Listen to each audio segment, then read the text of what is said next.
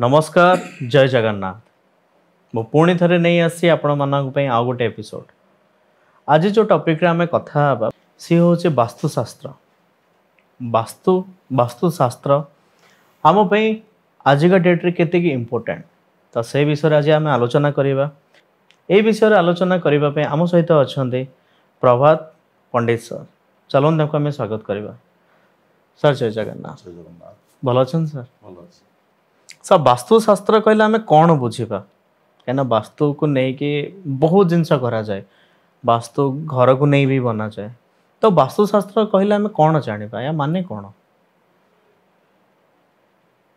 प्रकृत विचार को नेले आज्ञा वास्तु होची माटी आज्ञा वास्तु होची माटी वास्तुशास्त्र ये माटीटा गोटे शास्त्र कराला कारण किसी अच्छी कहीं एटा यह को विचार को नेले आम पुराण रो सहाय्य न पड़े आज्ञा आपण जानी पुराण रे विष्णु पुराण अच्छी मधु कैटभ नामक दैत्य को भगवान बद्ध करी से दुईकर शरीर को ये जलार्णव पृथ्वी रे भगवान कूढ़ कूढ़ हिसाब से जमा करथिले। अच्छा तो से जो कूढ़ कूढ़ तांकर मांस बा मेद मांसर अन्य नाम होती मेद आज्ञा मधु कैटभ नामक दैत्य को बद्ध करी भगवान से जो मांस को बा मेद को बा शरीर को गोटे जगह जमा कले ये जलार्णव पृथ्वी रे जमा कले जो जमा कले से भूखंड बा माटी आज्ञा तत परवर्ती पर्याय रे ब्रह्मा सर्जनाकारी ब्रह्मा सृष्टिकर्ता ब्रह्मा आज्ञा प्राणी मानकर जन्मदाता है ब्रह्मा आज्ञा विष्णु हेले पालनकर्ता शिव हेले संहारकर्ता संहारकर्ता तो ब्रह्मा जन्म दियंती आज्ञा बा सृष्टि करांती एमती जीव सृष्टि करू करू हठात ब्रह्मांकर गोटे मानस संतान सृष्टि हेले मानस संतान या माने कौन अर्थात ब्रह्मा स्मरण संतान जन्म करते आशीर्वाद जन्म करते क्या प्रसाद जन्म करते आज्ञा तो ब्रह्मांकर वास्तु पुरुष होची मानस संतान यार गोटे स्वतंत्र श्लोक अच्छी कौन सेटा हे लोकपिता जगत जन्मपिता ब्रह्मांड नाथ पिता पंच प्राण पिता हे महीधर पिता हे नाथ भूमि पिता गंगा नद्यनीर प्रवाहक पिता हे चंद्र सूर्य पिता श्रीकंठ पिता हे पिता मोह पिता त्राही तमेव प्रभु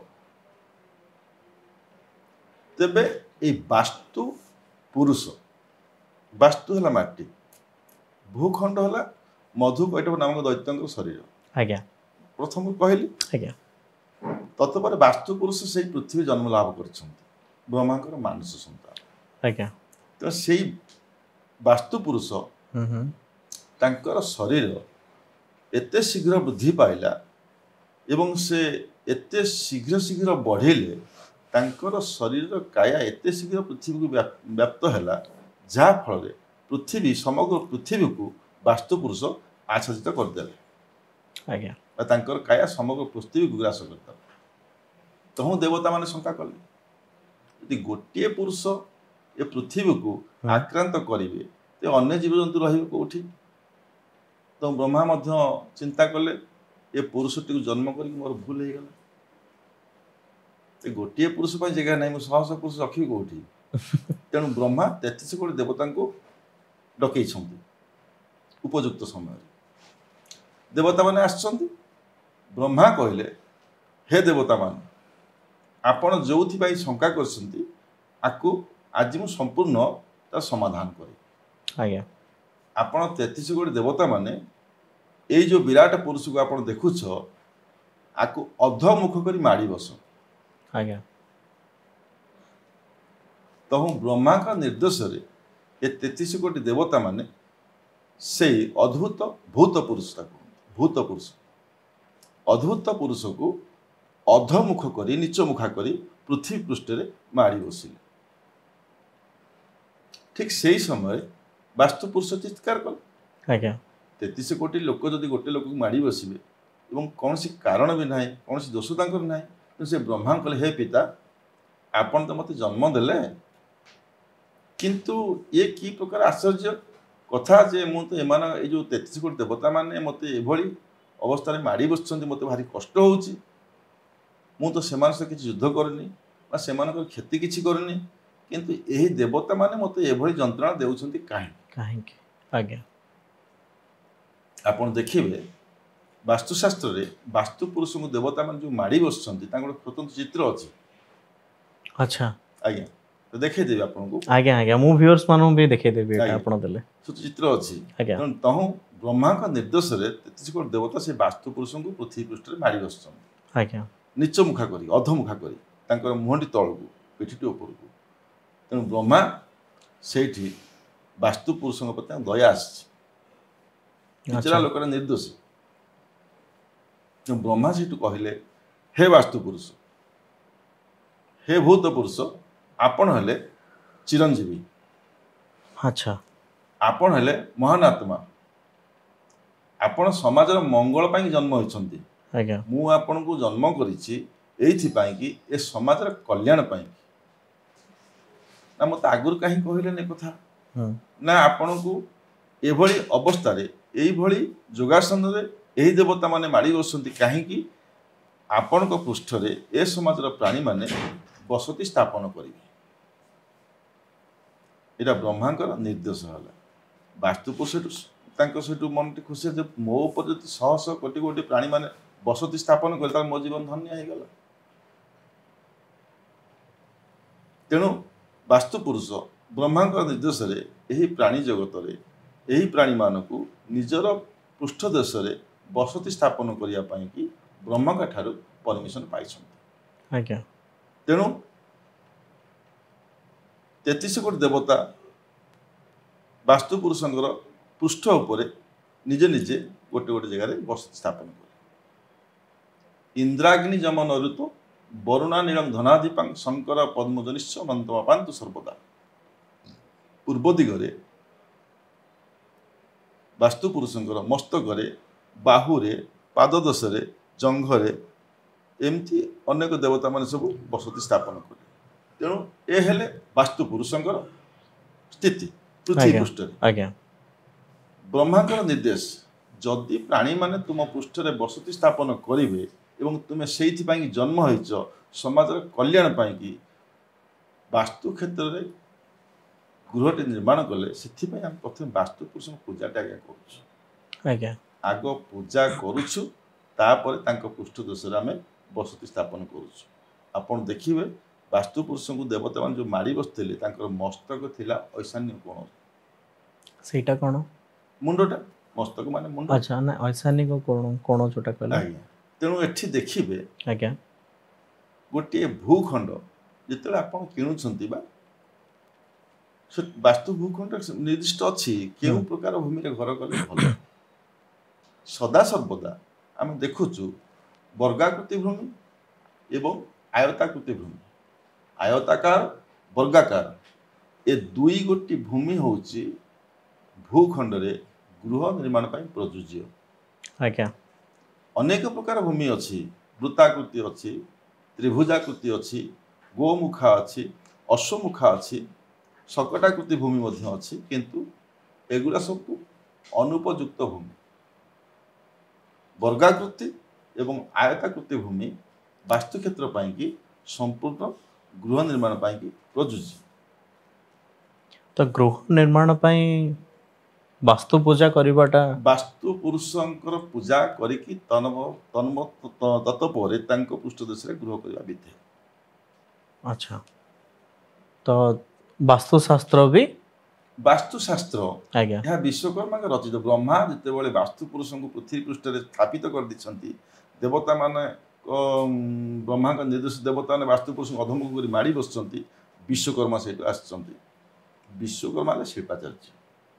ଆଚ୍ଛା ବିଶ୍ୱକର୍ମା ଅର୍ଥାତ୍ ଯିଏ ନିର୍ମାଣ କରନ୍ତି। ଆଜ୍ଞା ସମସ୍ତେ ନିର୍ମାଣ କରିପାରନ୍ତିନି।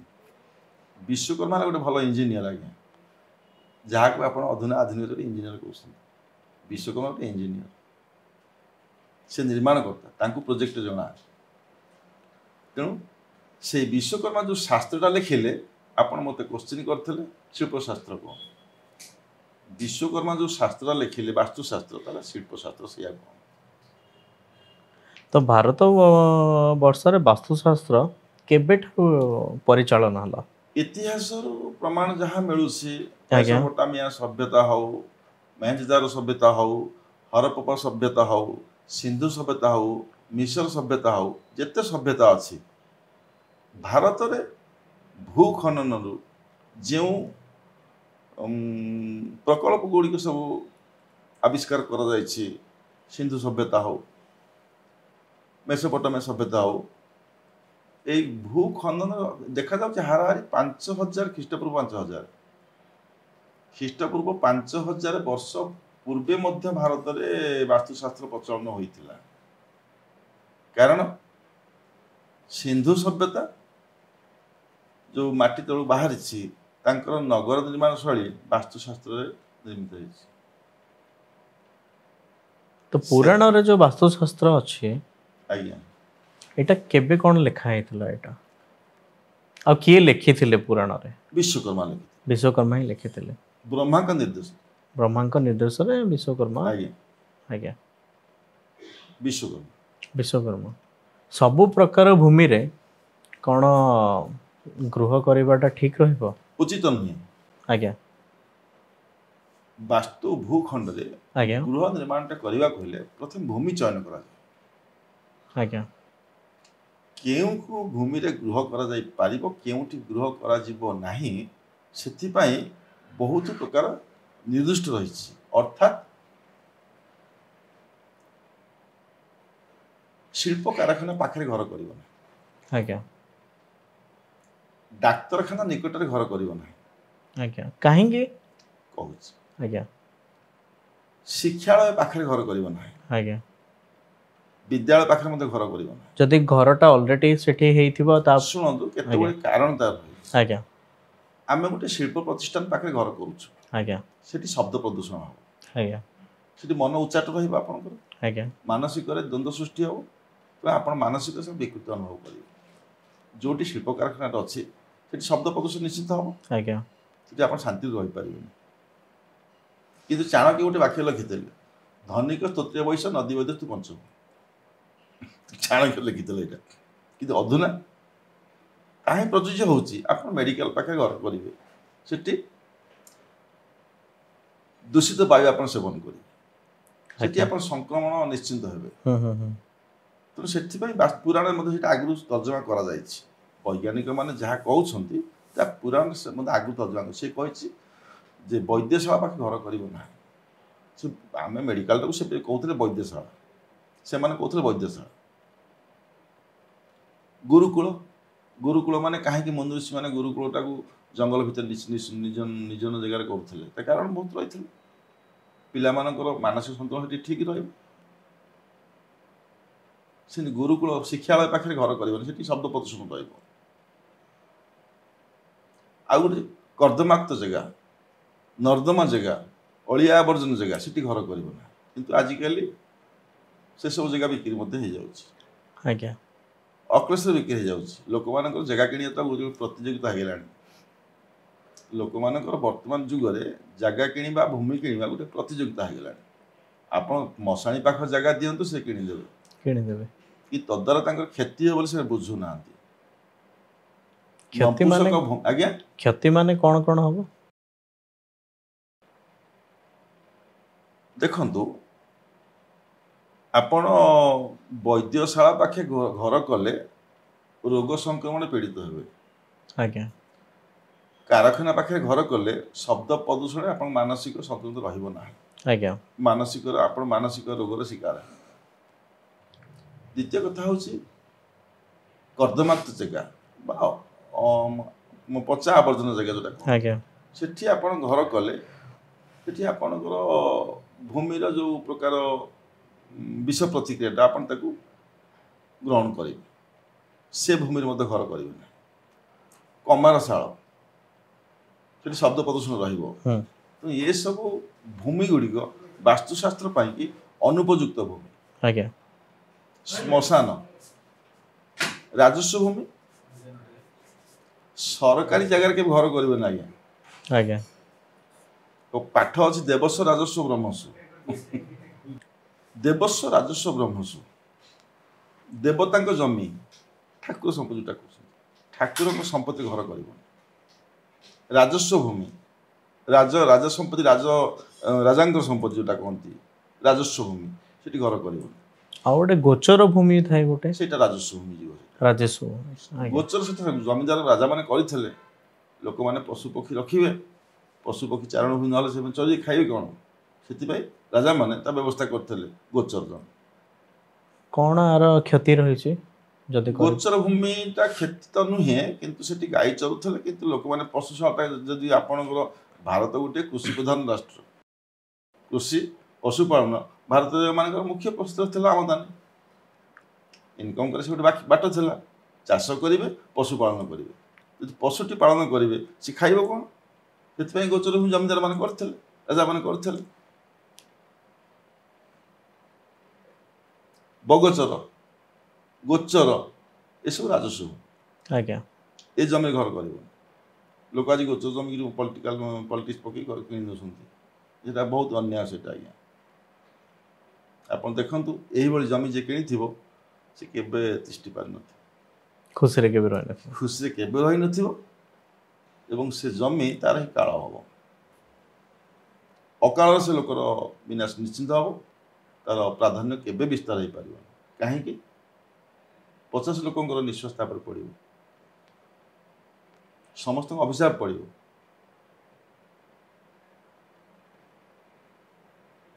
सब केत जिनस रही माटी को माटी घर करेंगे दुर्बल मूर्तिकार घर करेंगे ना अच्छा जदि दुर्बल मूर्तिकार घर कर से मूर्तिका को निष्कासन कर बाहर फिंगी देवा पड़े दुर्बल मूर्तिका माने कौन कौन रही जोटा आमर कादुओ मूर्तिका आज्ञा बा खतीर मूर्तिका जो पत्र पत्र सड़ी पची से गोटे माटी तैयारी जो पाउंश फाउंश गदा माटी होती से सब दुर्बल मूर्तिका से माटी परीक्षा कराए किंतु ये माटी परीक्षा आजकल तो विभिन्न प्रकार लोग कर ठीक नुहे माटी परीक्षा स्वतंत्र को माटी को बल दुर्बल माटी को सबल कर माटी तो क्यों भूमि आम करवाटा ठीक रहा गृह देखो मुक्ताकाश जो भूमि रे आलोक पड़ुथिबो जो भूमि रे वायु चलाचल सठिक भाव हो पारुथिबो जो भूमि रे आलोकर प्रतिबंधकता सृष्टि हो नथिबो जो भूमि रे वायु चलाचल रे प्रतिबंधकता सृष्टि हो नथिबो जो स्थान रे शब्द प्रदूषण हेउ नथिबो बड़ बड़ उच्च अट्टालिका पाखे घर कर जो आपार्टमेंट पाखे घर करवा बड़ बड़ उच्च अट्टालिका पाखे केबे घर कर कहीं वायु चलाचल बाधा प्राप्त हो आज्ञा आप निजे प्राकृतिक वायु भल पाइपर वैज्ञानिक कारण यहाँ पुराण आगु लिखाई आज्ञा देखो तो पुराण सहित विज्ञान को तुलना करूँ से लिखाई उच्च अट्टालिका पाखे घर कर जे लिखी कौन पका अच्छी कि आम देखला हे वायु चलाचल ठीक हम से लिखी उच्च अट्टालिका पाखे घर कले सूर्यालोक पड़ो ना कारण बड़ गछ बड़ घर छाई आपण घर पर पड़ आप सूर्यालोक पाइपर सूर्य को किरण न पाइपर आप रोगाक्रांत हे आप शेष करने वास्तु दोष बाहर भूल आप घर भूल कर जगह चयन ठीक करना भूमि आप जीवन विकल भूमिटा कि केवल बंची रहा बासति स्थापन करने भूल हो विचारटा तेणु प्रथम गृहटे निर्माण करने को हेले वास्तु भूखंड क्रय करने गोटे बुद्धिमान काम त्रिकोणाकृति भूमि किणवे ना जोटा ट्रायंगल कहते त्रिकोणाकृति भूमि किणिले आप मानसिक संतुलन रहा माने सेटा केमिति कोन जाना पड़िबो गोटे त्रिभुजाकृति भूमि आज्ञा आज्ञा से त्रिभुजाकृति भूमि केबे किणिबो जदि किणिबे सेठी आपनकर संपूर्ण अधपतन घटे किंतु आमे एबे त्रिकोणाकृति भूमि किणुची लोक किणिछन्ते जमीटा को हम मना करू काई किणुचली सेठी आमे ताको गोटे त्रिकोणाकृति भूमि को वर्गाकृति करी सेठी घर करूछु आज्ञा 3 कोण 3टा सिंह भलिया भारती କିନ୍ତୁ ଏବେ ସବୁ ଇଞ୍ଜିନିୟର ମାନଙ୍କର ତ୍ରିକୋଣାକୃତି ଭୂମି ଯେମିତିଆ ଘର ସେମିତିଆ, ସେ ଘର ଦେଖାଯାଉଛି ଠିକିରି ଭଳିଆ ଦେଖାଯାଉଥିବ କି ତ୍ରିଭୁଜାକୃତି ଦେଖାଯାଉଥିବ, ତାହା କିନ୍ତୁ ବାସ୍ତୁଶାସ୍ତ୍ର ନିୟମ ନୁହଁ। କାହିଁକି? ଚାରି ଦିଗ ଚାରି କୋଣ, ଅଧଉଦ ଆଉ ଦୁଇଟା ଦିଗ ମଧ୍ୟ ଅଛି, କିନ୍ତୁ ଭୂଖଣ୍ଡରେ ଚାରି କୋଣ ଚାରି ଦିଗ ଏଇଟା ସମ୍ପୂର୍ଣ୍ଣ ବିଚାର ଯୋଗ୍ୟ। ପୂର୍ବ ପଶ୍ଚିମ ଦକ୍ଷିଣ ଉତ୍ତର ଏମିତି ଚାରି ଗୋଟି ଦିଗ। ତ କେଉଁ ପ୍ରକାର ମାଟିରେ ଆମେ ଘର କରିବାଟା ଠିକ୍ ରହିବ? ବାଲିଆ ଭୂମି, ମଟାଳ ଭୂମି, ଆଜ୍ଞା ଏବଂ ଭୂମିର ସ୍ୱାଦ ଗନ୍ଧ ମଧ୍ୟ ରହିଛି, ତେଣୁ ଭୂମିକୁ ମଧ୍ୟ ଚାରି ଭାଗରେ ବିଭକ୍ତ କରାଯାଇଛି। ଭୂମି ମଧ୍ୟ ମନୁଷ୍ୟ ଭଳି ଚାରି ପ୍ରକାର ବର୍ଣ୍ଣର ଭୂମି ଅଛି। ବ୍ରାହ୍ମଣ ଭୂମି, କ୍ଷତ୍ରିୟ ଭୂମି, ବୈଶ୍ୟ ଭୂମି, ଶୂଦ୍ର ଭୂମି। ଆଚ୍ଛା, ପୁରାଣରେ ବୈଦିକ ଶାସ୍ତ୍ର, ବୈଦିକ ବାସ୍ତୁଶାସ୍ତ୍ରରେ ମାଟିକୁ ମଧ୍ୟ ଚାରି ଜାତି କରାଯାଇଛି। ତ ଏବେ କେମିତି ଜାଣିପାରିବା? ଆଜ୍ଞା, ଏବେ କେମିତି ଜାଣିପାରିବା? ଜାଣିପାରିବେ ମାଟି ପରୀକ୍ଷା କରିକି। ଆଚ୍ଛା, ବାସ୍ତୁଶାସ୍ତ୍ରବିତ୍ ଯେଉଁମାନେ ମାଟି ପରୀକ୍ଷାର ସେମାନେ ଗୁଣ ଲକ୍ଷଣ ଚାଖି କହିପାରିବେ, ଏବଂ ମାଟିକୁ ପରୀକ୍ଷା କରି ଯେଉଁ କହନ୍ତି ମାଟି ଆମେ ପରୀକ୍ଷା କରିବୁ, ମୁଠେ ମାଟି ନେଇଯାଉଛନ୍ତି ପରୀକ୍ଷା କରି ଯାହା କରୁଛନ୍ତି, କିନ୍ତୁ ମାଟି ପରୀକ୍ଷା ମଧ୍ୟ ରସଗନ୍ଧ ରୂପ ମଧ୍ୟ ରହିଛି ଶାସ୍ତ୍ରୀୟ ମତରେ। ମାଟିଟି ଭଲ ହେଲା, ଯଦି ଦୁର୍ବଳ ମୃତ୍ତିକା ଅଛି, ଦୁର୍ବଳ ମୃତ୍ତିକା ଆପଣ ସେ ଜାଗାରୁ କାଢ଼ି ଦିଅନ୍ତୁ, ଭଲ ମାଟି ଭର୍ତ୍ତି କରନ୍ତୁ, ବାଲି ଭର୍ତ୍ତି କରନ୍ତୁ, ଘର କରନ୍ତୁ, କିଛି ଅସୁବିଧା ନାହିଁ। ତେଣୁ ଭୂମି ଚୟନଟା ହେଉଛି ମୁଖ୍ୟ ଜିନିଷ, ଏବଂ ଭୂମି କ୍ଷେତ୍ରରେ ଘର କଲେ ମାଟିଟାକୁ ସବଳ କରିବାକୁ ପଡ଼ିବ। ଯେତେବେଳେ ବାସ୍ତୁ ପୁରୁଷକୁ ଦେବତାମାନେ ମାଡ଼ି ବସିଛନ୍ତି, ସେତେବେଳେ ଆମେ ଦେଖୁଛୁ ବାସ୍ତୁ ପୁରୁଷଙ୍କର, ଆପଣ କହୁଥିଲେ ପିକ୍ଚରଟା ମୁଁ ଦେଖେଇବି, ସେଟା ଜଷ୍ଟ ମୋ ପାଖରେ ସେ ବହିଟି ଥିଲା ଟିକେ। ଯେତେବେଳେ ବ୍ରହ୍ମାଙ୍କ ନିର୍ଦ୍ଦେଶରେ 33 କୋଟି ଦେବତା ବାସ୍ତୁ ପୁରୁଷକୁ ଅଧମୁଖ କରି ମାଡ଼ି ବସିଛନ୍ତି, ଏବଂ ବାସ୍ତୁ ପୁରୁଷ ଚିତ୍କାର କରିଛନ୍ତି, ଏବଂ ବ୍ରହ୍ମାଙ୍କୁ ପ୍ରାର୍ଥନା କରିଛନ୍ତି, ହେ ବ୍ରହ୍ମା, ଆପଣ ତ ମୋତେ ଜନ୍ମଦାନ ଦେଇଛନ୍ତି, କିନ୍ତୁ ଏ ଦେବତାମାନଙ୍କର ମୁଁ ତ କିଛି ଅନିଷ୍ଟ କରେନି, ମୁଁ ଏମାନଙ୍କର କିଛି କ୍ଷତି କରେନି, ତେଣୁ ଏମାନେ କ'ଣ ପାଇଁ କେଉଁ ଉଦ୍ଦେଶ୍ୟରେ ମୋତେ ଏଭଳି ଅଧମୁଖ କରି ମାଡ଼ି ବସିଛନ୍ତି, ମୋ କଥା ଭାରି କଷ୍ଟ ହେଉଛି, ମୋତେ କଷ୍ଟରୁ ମୁକ୍ତି ପ୍ରଦାନ କରନ୍ତୁ। ବାସ୍ତୁ ପୁରୁଷ ବ୍ରହ୍ମାଙ୍କୁ ପ୍ରାର୍ଥନା କରିଛନ୍ତି, ତହୁଁ ବ୍ରହ୍ମାଙ୍କ ଦୟାତ ହେଇଛି। ବ୍ରହ୍ମାଙ୍କର ବାସ୍ତୁ ପୁରୁଷ ଉପରେ ଦୟା ଭାବ ଜାତ ହେଇଛି। ବ୍ରହ୍ମା ବାସ୍ତୁ ପୁରୁଷଙ୍କୁ କହିଛନ୍ତି, ହେ ବାସ୍ତୁ ପୁରୁଷ, ତମେ ଏଇଟାକୁ କଷ୍ଟ ବୋଲି ଭାବ ନାହିଁ, ତମେ ଏ ସୃଷ୍ଟି ଉପରେ ଜନ୍ମ ଲାଭ କରିଛ ପ୍ରାଣୀମାନଙ୍କର ମଙ୍ଗଳ ପାଇଁକି ମୁଁ ତୁମକୁ ଜନ୍ମ ଦେଇଛି। ନା ଏହାର ଅର୍ଥ ନା ଆପଣ ଏକ ଭୂତ ପୁରୁଷ ଏବଂ ବିରାଟ ପୁରୁଷ, ଆପଣ ଏ ପୃଥିବୀରେ ଆପଣ ଯେଉଁଭଳି ଅବସ୍ଥାରେ ପଡ଼ିଛନ୍ତି, ଏ ପ୍ରାଣୀମାନେ ଆପଣଙ୍କ ପୃଷ୍ଠ ଦେଶରେ ବସତି ସ୍ଥାପନ କରିବେ। ତେବେ ସେହି ଦିନଠାରୁ ଆମେ ବାସ୍ତୁ ପୁରୁଷଙ୍କର ପୃଷ୍ଠ ଦେଶରେ ନିର୍ଦ୍ଦିଷ୍ଟ ଗୋଟେ ସ୍ଥାନରେ ଗୃହ କରିକି ରହୁଛୁ, ଏବଂ ବ୍ରହ୍ମାଙ୍କ ନିର୍ଦ୍ଦେଶରେ ବାସ୍ତୁ ପୁରୁଷଙ୍କର ପୃଷ୍ଠ ଦେଶରେ ଗୃହଟି କଲା ପୂର୍ବରୁ ବାସ୍ତୁ ପୁରୁଷଙ୍କ ପୂଜା ଅର୍ଚ୍ଚନା ପ୍ରଥମେ କରିବା ଆବଶ୍ୟକତା ରହିଛି, ଏବଂ ପୂଜା କରିବା ବିଧାନ ମଧ୍ୟ ବୈଦିକ ଶାସ୍ତ୍ର ରହିଛି। ଏବଂ ଦେବତାମାନେ ସେହି ବାସ୍ତୁ ପୁରୁଷଙ୍କୁ ଯେଉଁ ଅଧମୁଖ କରି ମାଡ଼ି ବସିଥିଲେ, ବାସ୍ତୁ ପୁରୁଷ ଗୋଟେ ଭଦ୍ରାସନ ପୋଜିସନରେ ଶୋଇଥିଲେ। ଭଦ୍ରାସନ, ବହୁତ ପ୍ରକାର ଆସନ ଅଛି ଆଜ୍ଞା, ତାଙ୍କର ମସ୍ତକ ଥିଲା ଐଶାନ୍ୟ କୋଣକୁ। ବାସ୍ତୁ ପୁରୁଷ ମୁଣ୍ଡ ଥିଲା ଗୋଟେ କୋଣରେ, ସେ କୋଣ ହେଉଛି ଉତ୍ତର ଆଉ ପୂର୍ବର କୋଣ, ଐଶାନ୍ୟ କୋଣ। ତାଙ୍କର ମସ୍ତକ ଥିଲା ଐଶାନ୍ୟ କୋଣରେ, ଏବଂ ସିଏ ଯେଉଁ ଆସନରେ ଅଧମୁଖରେ ହଠାତ୍ ମାଡ଼ି ବସିଥିଲେ, ସେ ନିଚ ମୁଖାଇ ପଡ଼ି ଯାଇଥିଲେ, ତାଙ୍କର ଦୁଇ ପାଦ ଛନ୍ଦି ହେଇଯାଇଥିଲା, ଏବଂ ସେ ଦୁଇ ପାଦ ତାଙ୍କର ନୈಋତ୍ୟ କୋଣରେ ଥିଲା, ଏବଂ ଦକ୍ଷିଣ ଗୋଡ଼ର ଆଣ୍ଠୁ ଏବଂ ଦକ୍ଷିଣ ବାହୁର କହୁଣୀ ତାଙ୍କର ଥିଲା ଆଗ୍ନେୟ କୋଣରେ, ଏବଂ ବାମ ହାତର କହୁଣୀ ଏବଂ ବାମ ଆଣ୍ଠୁଟି ତାଙ୍କର ରହିଥିଲା ବାୟବ କୋଣରେ। ସେ ଯେଉଁ ଆସନ ମାନେ ହଠାତ୍ ମାଡ଼ି ବସି ଯେଉଁ ଆସନ ଶୋଇ ପଡ଼ିଥିଲେ, ଏବଂ ଠିକ୍ ସେଇଭଳି ଦେଖିଛି ଯେ ପୂର୍ବ ଦିଗରେ ତାଙ୍କର ଦକ୍ଷିଣ ବାହୁ କହୁଣୀ ଥିଲା, ଏବଂ ଉତ୍ତର ଦିଗରେ ବାମ କହୁଣୀ ଥିଲା, ବାମ ବାହୁ। सेमती तांकर पश्चिम दिगरे बाम जानु एवं दक्षिण दिगरे डाहाण जानु आज्ञा यही भाई आसन थे तबे आम ये वास्तु पुरुष यहाँ हूँ गोटे मुह अधमुख हो पड़ जार यहाँ गोटे पोजिशन तेज आम बर्तमान घर कला पूर्व शिल्पशास्त्र साहाଯ୍य नौ यदि आप घर को मुंडे घर करदे से तो कष्ट हम ना तेज आम ये देखुचे वास्तु पुरुष पृथ्वी अथ वास्तु संपूर्ण पृथ्वी को वास्तु मारी बस ना आज्ञा ये पृथ्वी अर्थ वास्तु बुझा तेज आम कौटी घर करवा से वास्तु पुरुष से विश्वकर्मा गोटे स्वतंत्र शास्त्र लिखिले आज्ञा ब्रह्मा का निर्देश पुत्र पर जे घर कर पुत्र पर कौट घर कर नाभि के घर करना तेणु वास्तु पुरुष जो भली आसन रे पृथ्वी पृष्ठ अधोमुख अवस्था शोइछंती एवं ता पृष्ठ आम बसति स्थापन करने ब्रह्मा वास्तु पुरुष निर्देश प्रदान करिछंती एवं विश्वकर्मा ब्रह्मा का निर्देश जो शास्त्र लिखिले ता होची वास्तुशास्त्र व शिल्पशास्त्र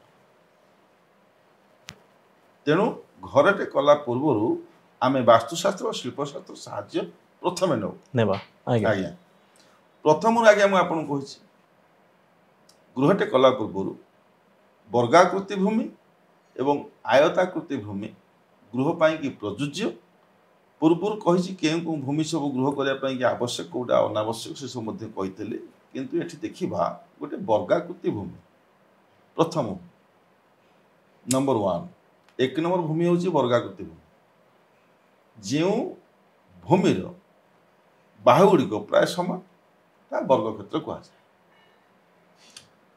तेज गोटे वर्ग क्षेत्र चारि गोटी दिग आगे आसो ना ना चारि गोटी कोण आज्ञा धरतु उदाहरण दूसरी प्रथम दिग हूँ गोटे वर्ग क्षेत्र पूर्व दिग आज्ञा तार दक्षिण को आम देखा यहाँ दक्षिण दिग पूर्व दिगर ठीक विपरीत पछक रहे पश्चिम दिग पूर्व दिगर बाम रहे उत्तर दिग आज्ञा यह चारि दिग निर्दिष्ट करुछि एवं चारि गोटी दिग पर चारि गोटी कोण निर्दिष्ट कर आज्ञा पूर्व उत्तर कोण प्रथम धरब ऐशान्य कोण पूर्व दक्षिण कोण धरवे अग्नि कोण दक्षिण पश्चिम कोण को नैऋत्य कोण कहे दक्षिण एवं उत्तर कोण को वायव्य कोण कहे तेज यही वास्तु भूखंड रे ए दिगरे पूर्व दिग रहा आज्ञा देखते इंद्र पूर्व दिग पर दक्षिण दिग अधिपति जम पूर्व दिग अधिपति इंद्र दक्षिण जम दक्षिण पर पश्चिम दिग आसतु वरुण पश्चिम पर आसतु उत्तर दिग उत्तर अधिपति कुबेर आज्ञा इंद्र जम वरुण कुबेर ये चारि गोटी दिग को माड़ी बसिले आज्ञा ये अधिपति हो गले चारि गोटी दिग पर चारि गोटी कोण को आसतु प्रथम हूँ ऐशान्य कोण अधिपति हेले शिव ईश्वर एपट कोण को आसतु ऐशान्य पर अग्नि कोण अधिपति अग्नि तापर दक्षिण एवं पश्चिम कोण को आस नैऋत्य कोण अधिपति हेले असुर सेमती केउ असुर को से कही ना निवृत्ति बोली जन असुर अच्छा किंतु आम साधारणतः असुर बोली कहूँ असुर माने नैऋत्य कोण अधिपति किंतु नैऋत्य जन असुर अच्छा तापर आसतु आउ गोटे कोण हूँ उत्तर आउ पश्चिम गोटे कोण आसे सेटा हूँ वायव्य कोण आज्ञा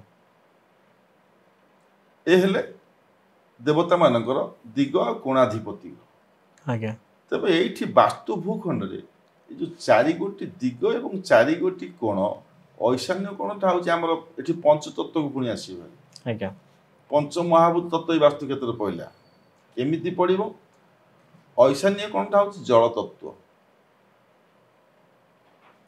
अग्नि कोणटा हूँ अग्नि तत्व नैऋत्य कोणटा हूँ पृथ्वी तत्व वायव्य कोणटा हूँ वायु तत्व चार तत्व पाइले आउ गोटे तत्व हूँ आकाश तत्व ନାଭି ହେଉଛି ଆକାଶ ତତ୍ତ୍ୱ। ତ ଆଜ୍ଞା ସେଥିପାଇଁ କି ନାଭିଟା ସବୁବେଳେ ସଫା ରଖାଯାଏ, ଫାଙ୍କା ରଖାଯାଏ।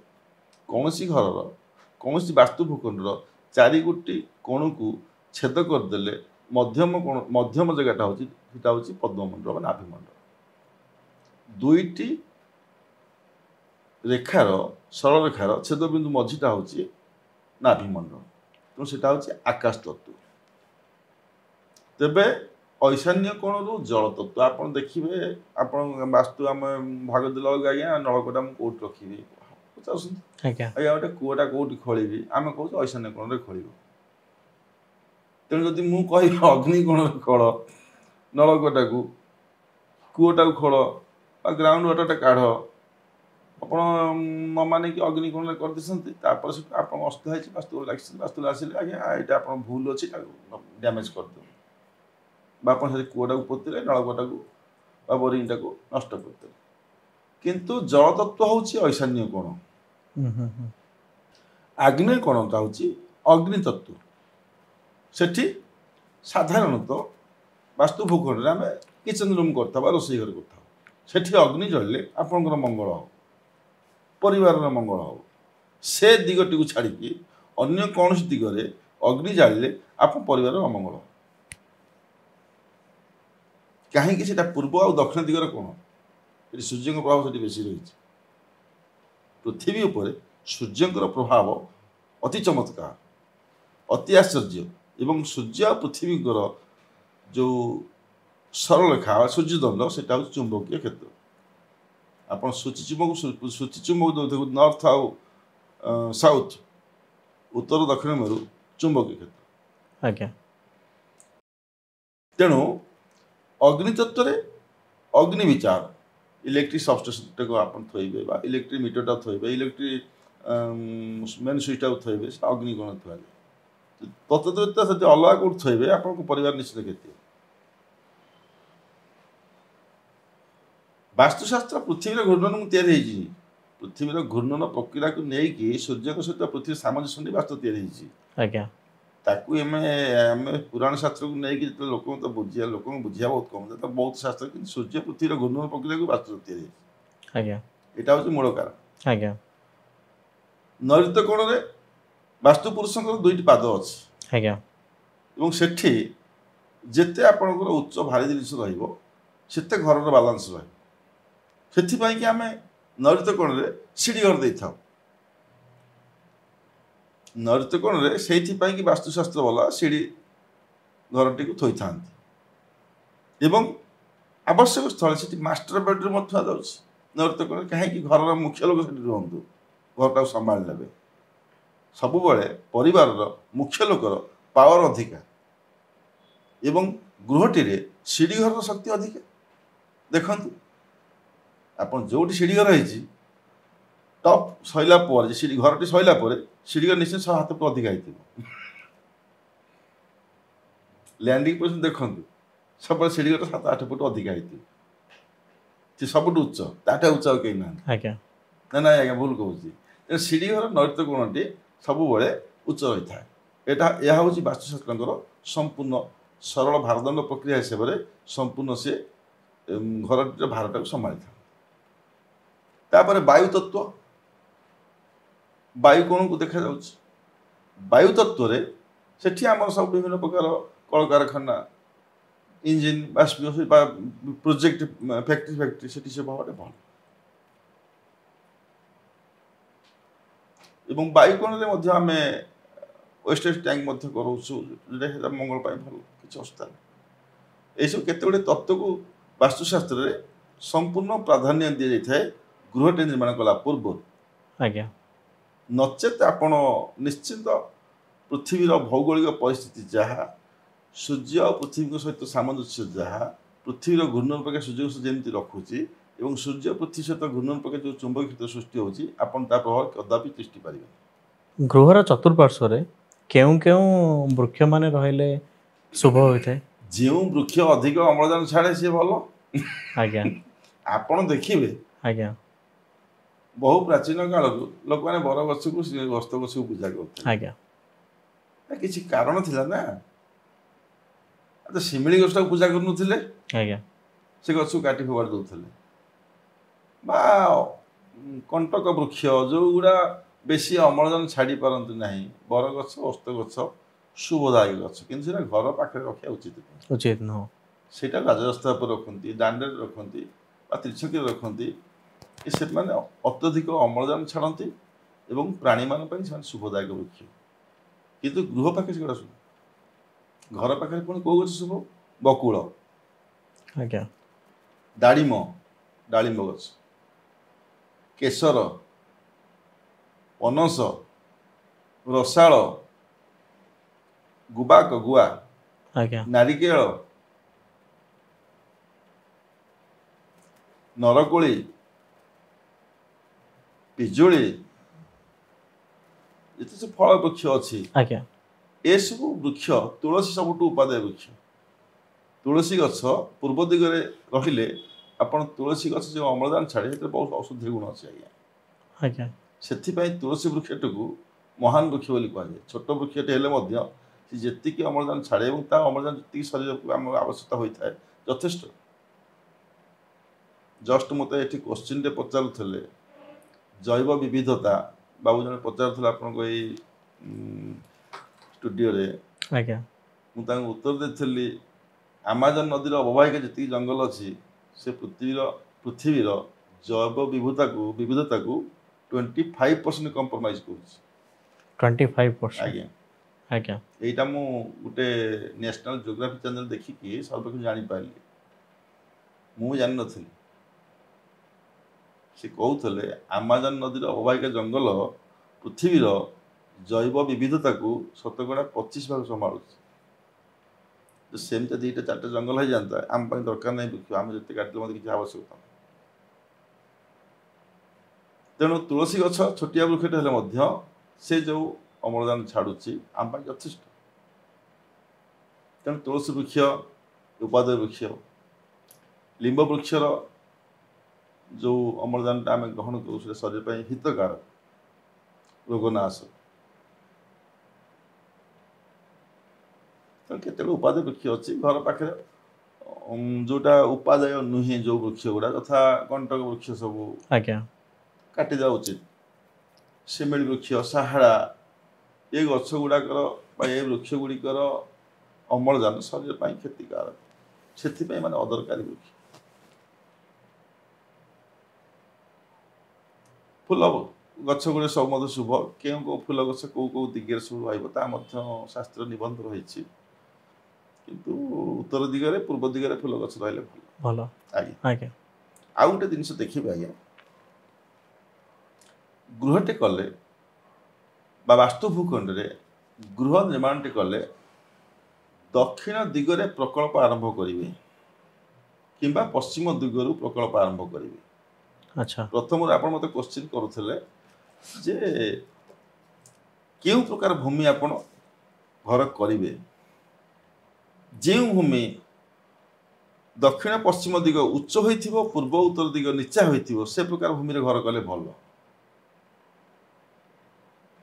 साधारणतः आम जानू भारतर भौगोलिक परिस्थिति पश्चिम दिगटा उच्चा पूर्वटा गड़ाणिया तेणु भारत नदी गुड़ा सब पश्चिम पूर्व को प्रभावित होते गोटे नुआ कथा नहीं तेणु पश्चिम दिगटा उच्चा कि दक्षिण दिग उच्चा हो पूर्व दिग से भूमिर पूर्व दिग नीचा होते भल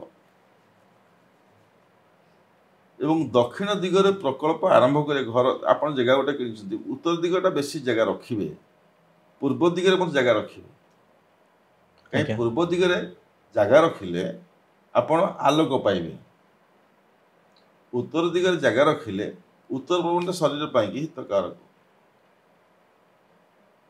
तेणु पूर्व आ उत्तर दिगरे विशेष भाव में प्रकल्प निर्माण करा जाए ना दक्षिण पश्चिम दिगरे प्रकल्प अधिक निर्माण करा जाए